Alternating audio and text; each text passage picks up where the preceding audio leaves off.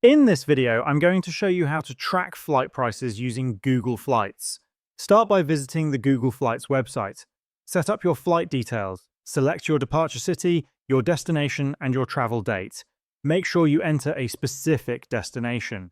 If you choose anywhere, you won't be able to track prices, as the tracking feature only works with specific routes. After filling in your flight details, click Search. The page will then show you a list of available flights along with their current prices.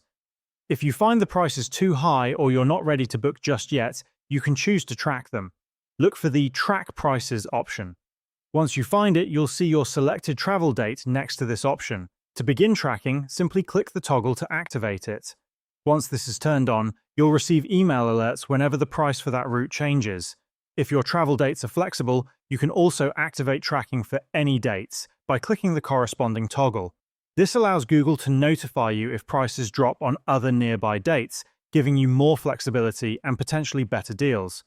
Be sure to monitor your email regularly so you don't miss any notifications. And that's how you can use Google Flights to track flight prices.